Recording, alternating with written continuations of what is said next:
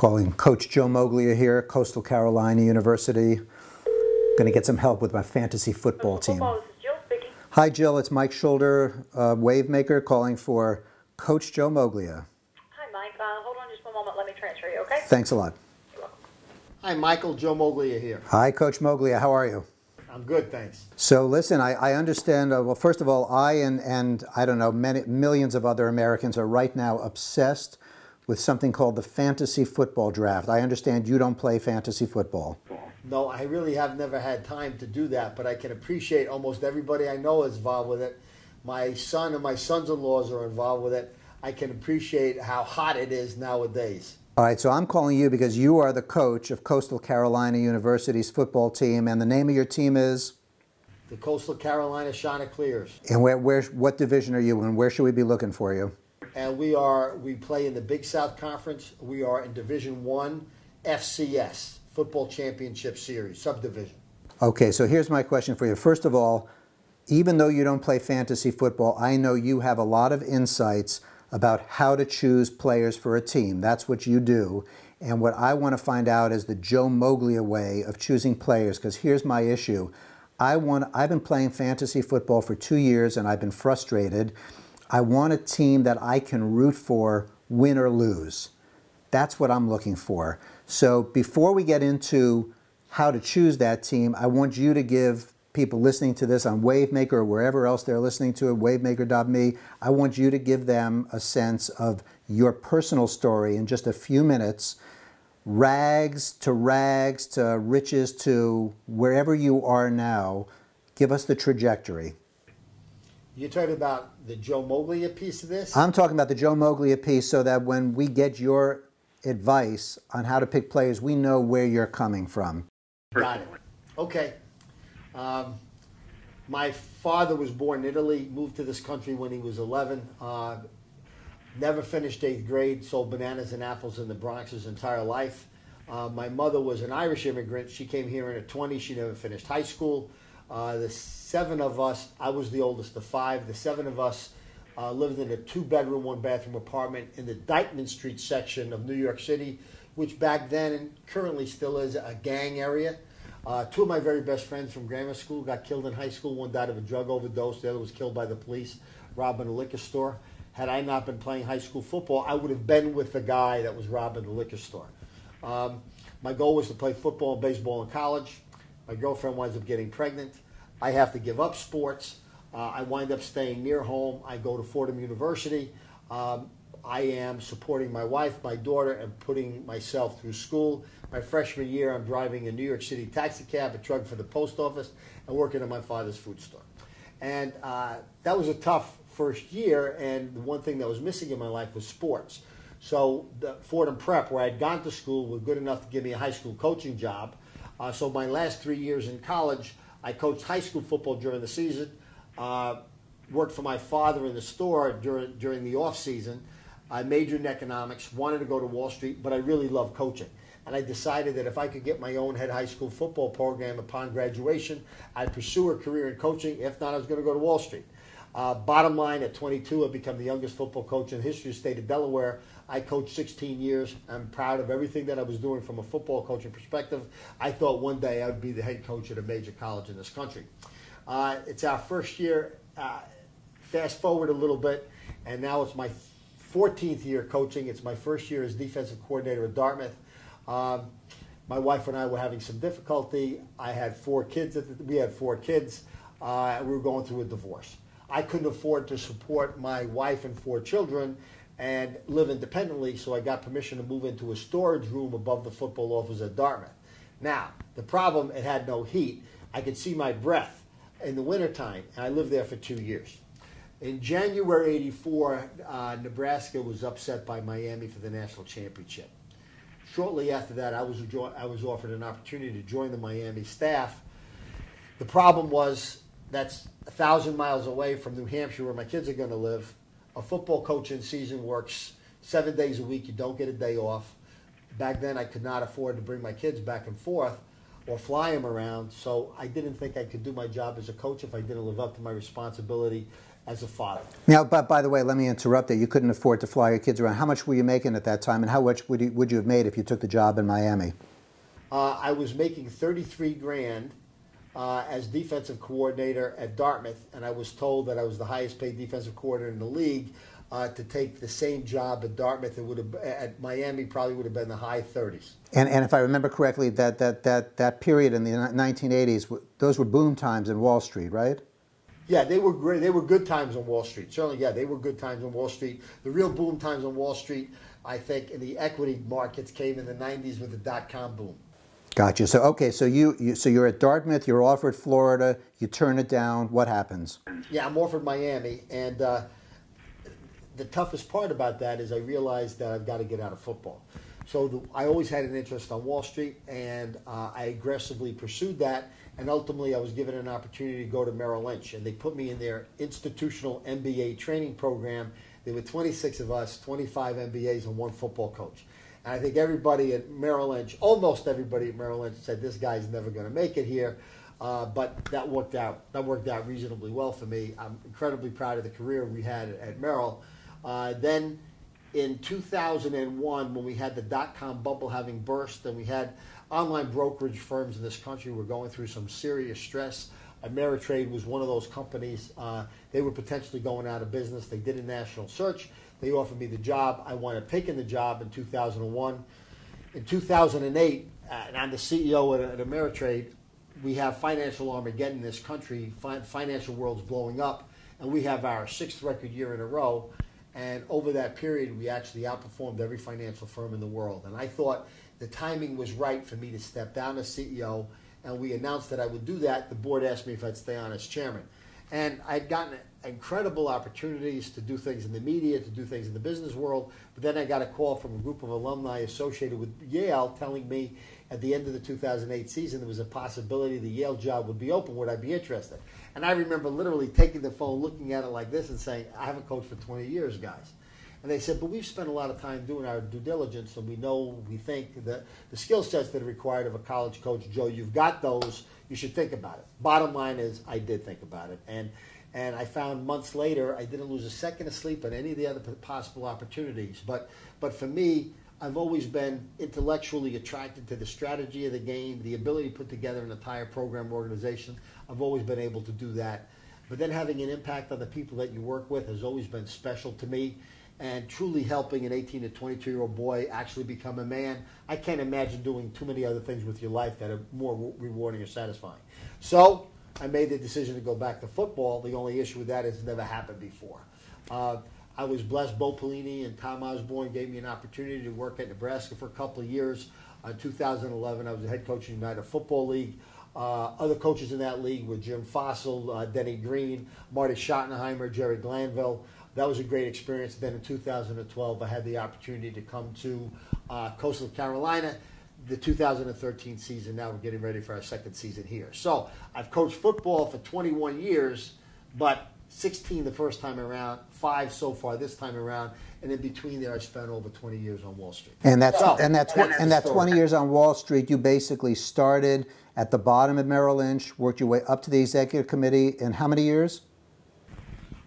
I began as an institutional trainee and a bond salesman. I did well as a bond salesman. I ultimately got to the executive committee of the institutional business after about 6-7 years, and then I was transferred to the executive committee on the private client business a few years after that. Now, I'm proud of what I did at Merrill Lynch, and I'm proud, frankly, of what we did at Ameritrade. Okay, and by the way, just in terms of your success, when you entered Ameritrade as CEO, the stock market valuation of that company was what? And what was it when you left the CEO job? When I got to Ameritrade, our market cap was $700 million. When I stepped down in 2008, it was over $10 billion. Yeah. So tell me something. Why didn't I know you back $700 million?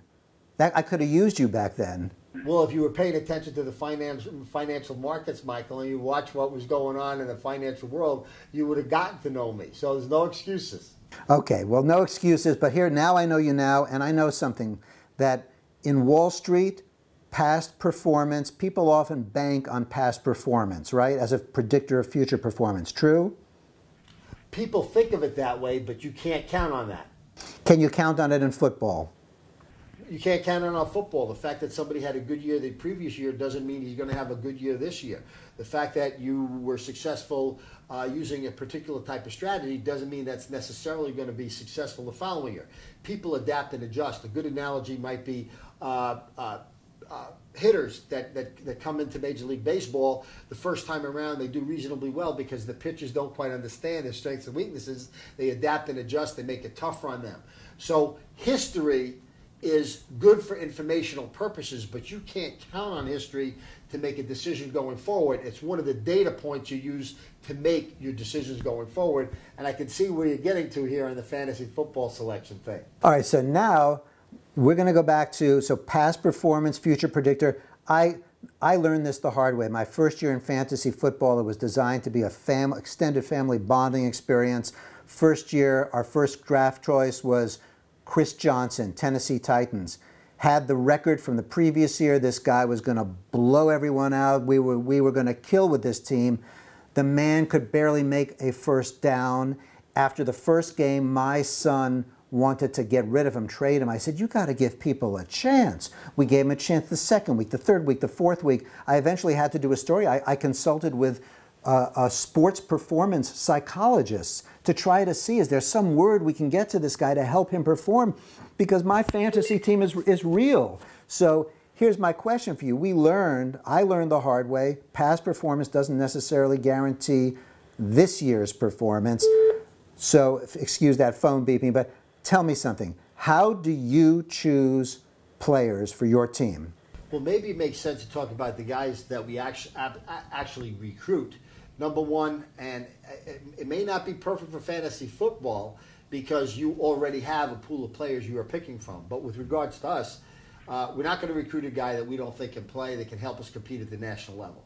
But of the guys that we are recruiting that we believe can play, the next most important criteria is that he has good character.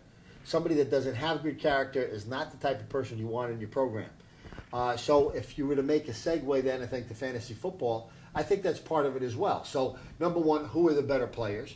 But also, who are the ones you know you can count on? Who are the ones that also have a history of a high level of character performance? They're not the ones getting in trouble. They're not the ones you know they're going to be at practice. They're going to be working hard. They're going to be working on the skills, their techniques, their responsibilities. They're going to be doing their film work. That has a lot to do with actual output. And if I were a fantasy football guy, I think I might be paying more attention to Moneyball. Who are the ones that everybody's not necessarily talking to? So they may not be the all-pro guy, and it may not be the guy getting multi-millions of dollars, but it's a rookie or a second or a third-year guy that has a lot of production and is not necessarily in the limelight like somebody else is. I would spend a lot of time doing the Moneyball thing, I think, if I were a fantasy football guy. Tell me, is that the way you choose stocks to invest in or any investments? If I'm looking at stocks, again, I think history is one data point that I want to look at. But if I'm making a decision going forward, I've got to feel comfortable that the business plan and strategy that particular company has is one that is executable. Something that sounds smart can't necessarily be executed on. And then I'd have to find what kind of catalyst exists for the marketplace to respond positively to what that particular company is doing. You got involved, and this gets to a point that I've heard you talk about before, that coaches, football coaches in college and professional football, they tend to look at who the other teams are interested in, and that whets their appetite. You have a different approach. Tell me your approach. Yeah, well, now you're talking about recruiting. I think what happens at the college level, coaches work so incredibly hard, they're exhausted, frankly, by the time they wind up having to actually recruit.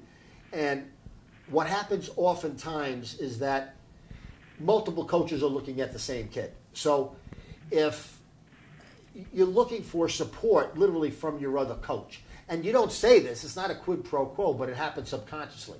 If I'm supporting you for a kid that you believe in, even though I don't necessarily see the same thing on film, I'm kind of looking for the same thing back. Now, that's not talked about, and it's not an official quid pro quo, but it happens subconsciously. Why? It's human nature.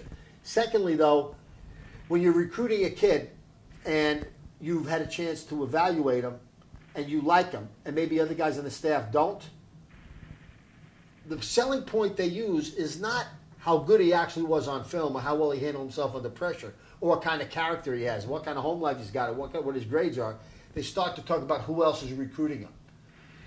So if you're in the Ivy League, for example, and you say, you know, if I'm working at Princeton and I want to get a guy in there, and I'm being hypothetical, but if I'm working at Princeton, I worked at Dartmouth, so let me use Dartmouth as an example, and I kind of like a kid, but the rest of the staff may not be crazy about, and I say, well, Harvard and Yale and Princeton are recruiting this kid. There's a good chance that our staff is going to start to change their mind. Those are the wrong reasons. Those are the wrong reasons. You really have to do your own homework and your own due diligence, and it's got to be independent of each other, and who else is recruiting them is a little bit irrelevant until you decide who you're going after, and then all those things are important. You took it one step further in a conversation we had a while back too. Not only is this somebody you really want, but you decide who you want based on what happens if the other team gets him. Put it in your own words, because you really expressed it well when I heard you. Yeah, I think when we're doing that with our own staff, we begin with 3 different evaluations. So you have the recruiter, he's the geographic guy.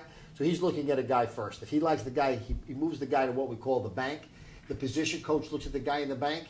And then if he likes him, he moves him to what we call the board, and then the coordinator signs off on him. So we have 3 independent evaluations. Sometimes there's conflict, and all 3 guys don't necessarily agree, and then that conflict will wind up coming to me. And one of the questions I ask is, okay, if we didn't get this kid, how would we feel if he were playing in our league, our serious competitor? How would we feel if he were competing against us? In the business world, same thing. You're looking to hire a senior executive, and you're not quite sure whether or not you want to go in that direction. Ask yourself, how would I feel if that guy were competing against us in the business world? And if the answer is, I don't want that guy competing against us, you probably answered it. You should be going after him yourself. So, Coach, I want to stop right there. That's one of those moments I think worth pausing on, because you are talking about complete inner directedness, right? It's if I don't want to face that guy as the opposition, or that woman as the opposition, that's the person I want on my team, right? Yeah. Now you've got it. The only other thing I throw in that with Michael is the idea of character. Okay, remember, if there's a character issue, then I don't care who the person is. Then we don't need them on our team or in our business. But assuming the character's there and you're a little bit undecided, that's not a bad question to ask. How would you feel competing against that person? Whether it's on the field, whether it's in fantasy football, whether it's in the business world. And how you answer that question probably determines the decision you should be making. And how do you answer the question of what makes good character, and how can you possibly assess it in the limited amount of time you have? Well, I think as a coach, one of the things you do, you're always going to talk to the high school coach. But almost always the high school coach is going to positively represent his kid. So one of the things that we try to do, we try to talk to one of his teachers. So we make sure we're talking to one of his teachers, or we're talking to the guidance counselor. We always want to be able to talk to a parent. We always want to visit the home. And we frankly get a feel for what kind of character the kid has. If he's not a particularly good English student, but he's going to class all the time, he's getting his homework in, he's respectful in class, that's a very, very positive suggestion. How he treats his mom and dad in the home is a positive suggestion. What is he doing away from the football field that would demonstrate, its actions always speak louder than the words, that would demonstrate what kind of person he might be, what kind of character he might have, and we try to do our due diligence on that. Okay, so let me switch. We're going to switch back and forth. Football business, football business. If only more business people, business leaders, use that evaluation method to hire their employees, would that be better actually for their bottom line? If they can do a better job, I think absolutely. Anytime you can get more information on an individual, the better off you are. So at a senior level in the business world, anybody that comes in is going to be articulate. They're going to be well dressed. They certainly already have significant expertise in their particular area, but you don't know them, and they could easily do well quotes in an interview. But you need to know how they're going to handle themselves under stress. You need to know how they're going to handle themselves under pressure to get a real feel for whether or not that person's got the character that you want with you when things are not going particularly well. So you need to be able to get to somebody that knows you and will absolutely shoot very, very straight with you, but also knows the other person. Well, this is interesting because I did a conversation once with a guy named Kevin Dutton. He's at Oxford University. He wrote a book called The Wisdom of Psychopaths. People can hear the interview on WaveMaker.me, and it's fascinating because he did a study and research of highly functioning psychopaths, people who are just, they lie so well you would never know it. They charm the pants off you. Have you ever been suckered by a person like that who just looked good on paper, who seemed good, who sold you, and you got burned? The answer is I have, Michael, but when that happens, that's my fault because that means I haven't done my homework. So unless I already truly know that person, and by that I mean I know how he or she is going to handle themselves under pressure. When things are not going well, will they own up to it? Will they understand what's going on? Can they communicate clearly? Do they not try to kind of shade what they're saying because it makes them look better or wants to kind of cover themselves? And when things are not going particularly well, I need to know that if it's a significant position. So I have to know that. And the only way I'm going to find that out is by either having already worked with that person or talking to somebody that I know well enough that can shoot straight with me about how that person functions under that type of situation. Okay, now you take a kid who's got basically good character, but character evolves over time, and it builds over time or doesn't build. And you do something in your practices, apparently once a week, that other coaches don't do. I don't know if any coaches do. You take a certain amount of time out of that practice period each week to do what? Tell us about this and how it relates to character and building a complete player and an individual. Yeah, what we do is we just call it life after football. And at the end of the day, the average age of a guy in our team is about 20. The average tenure in the NFL is about 2 years. So even if every one of our players was good enough to get to the NFL and actually play, the average tenure there is 2 years.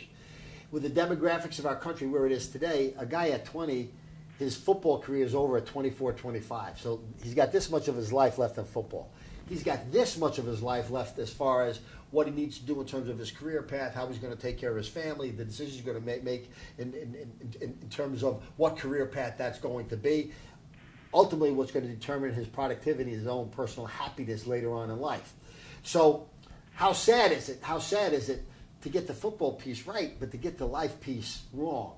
So the reality is, and we want to compete at the national level. We're not making any bones about that. We want to win. We want to do all those things, but we think we'll do a better job of preparing our guys for their life, and then we think the football thing will follow.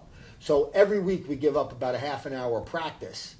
Not every practice. Every week we give up a half an hour of practice, and the team meets with me, and we don't spend time talking football at all. We spend time talking about issues that would come up in the real world. So last year, for example, we talked about the wisdom about getting behind the wheel of a car if you've been drinking. We had 9/11, so they gave us an opportunity to talk about terrorism. They gave us an opportunity to talk about democracy and the role of the military in our society today. Last year we had an election year. It gave us an opportunity to talk about Obama and Romney and how important that was. Later on, remember, I forget the kid's name, but there was a linebacker, I think, for the Kansas City Chiefs that killed his girlfriend, left a 9-month-old daughter, and then ultimately committed suicide. Half of our kids come from single-parent homes. They gave us an opportunity to talk about domestic violence. Then they gave us an opportunity to talk about suicide. What causes suicide is depression. How do you handle depression? How do you actually pick a career path? Those are the types of things that we would talk about in that room.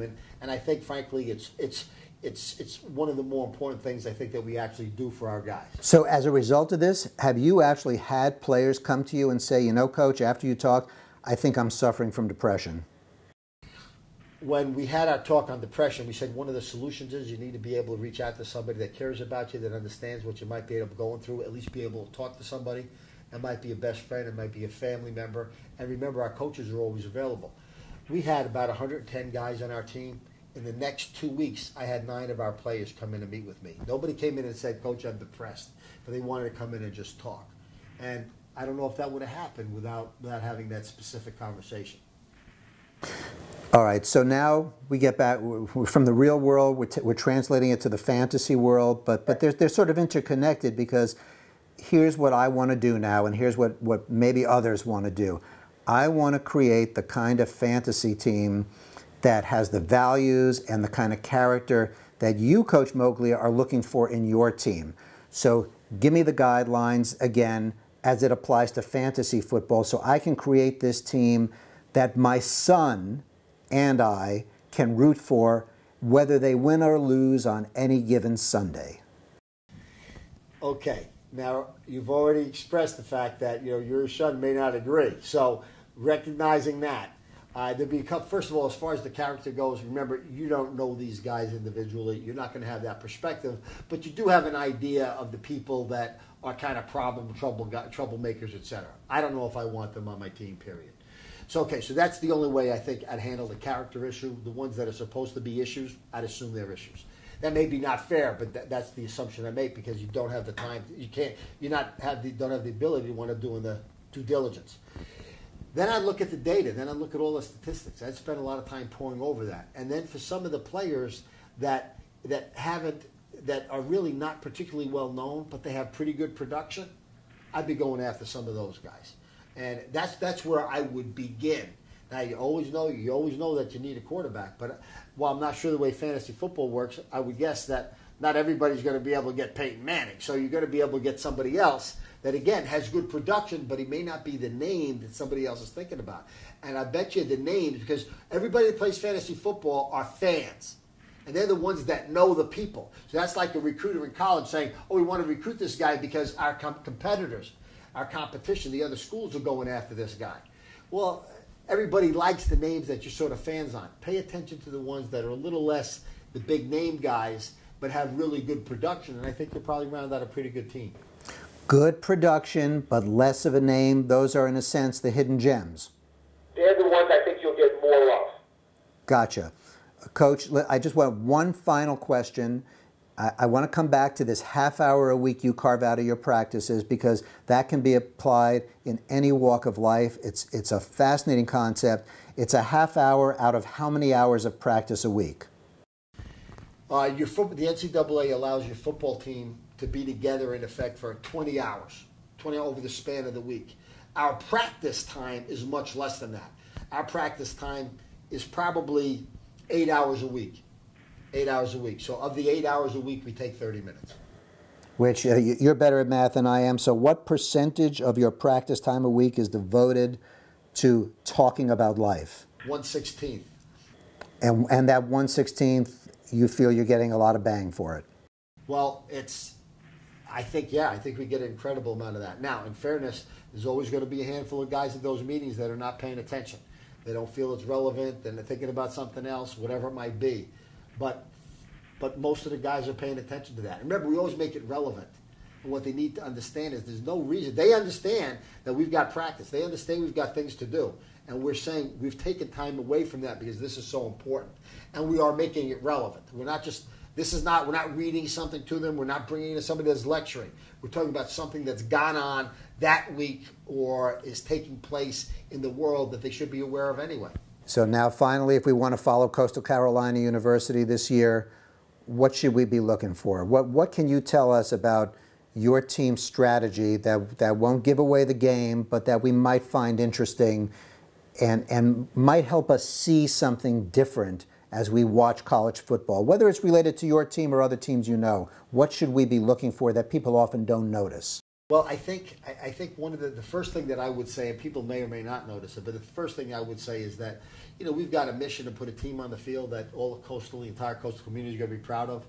And that means we're expected to win and have an exciting brand of football, but it also means you never take a snap off. So hopefully anybody watching our team play, you never, ever, ever on any snap see somebody take it easy. With regards to the rest of it, I think what we try to do is do a better job of adapting and adjusting the strengths of our players to what we're trying to get done on the field in a way that gives a competitive advantage. So, for example, offensively, we have the ability to run the ball 50 times a game and throw the ball 50 times a game. But what we'll do is we'll try to do what you're giving us. So one game we might literally run or throw the ball 50 times a game because that's what you're giving us. But we're prepared most of the time to be balanced, but we won't hesitate to be aggressive one way or the other, and we think that gives us a competitive advantage, emphasizing the strengths that our guys have versus something that the opponent may not be quite so strong at. So you're really talking about one word, improvisation. Competitive edge. I'd call it adapt and adjust, competitive edge. So I'd give you 4 or 5 words. Okay, fair enough. And never take a snap off. I never heard that phrase. Is that a common football phrase? Well, a snap is when the ball is snapped to the center, so it's a play. So you would never take a play off. Right. You'd but ever I'm saying- take a play. So snap would be common, certainly amongst coaches. A play would probably be more common amongst fans. What I'm saying is that phrase, that the way you framed it, never take a snap off. Never take a snap off. 5 words. Has it ever been framed that way? I think it has. I think a lot of coaches would say that. I think with us, the difference piece is that's our entire mission. Our entire mission is to put a team on the field that all the Coastal is going to be proud of, and that means no one that follows us or is part of the Coastal community ever sees us on the field where we take a snap off. That piece is a little different. But coaches want their guys not to take a snap off. They would be saying that. Sounds like you're a tough coach and a sympathetic coach at the same time. I think it's a tough love thing. I think you want to create a standard. I said in the beginning, one of the reasons why, going back to football, to me, there were a lot of reasons for it, but one of the reasons is the impact that you have on somebody else's life. And you got to have a pretty high standard to be able to compete at the national level, do all the things that you're trying to do, and really truly have an impact on somebody else's life. I think the key is making sure our guys understand that they got to stand on their own 2 feet and accept responsibility for themselves, and they got to live with the consequence of their actions. Our coaching staff has to believe in that as well, and we've got to execute that as far as we go and as far as our players go. Coach Joe Moglia, former CEO of TD Ameritrade, head coach of the Coastal Carolina University. Give me the name again so we lock it in. The Coastal Carolina Chanticleers. Thank you so much, Coach Moglia, for joining us on Michael Schulder's WaveMaker. Thank you very much for having me, Michael.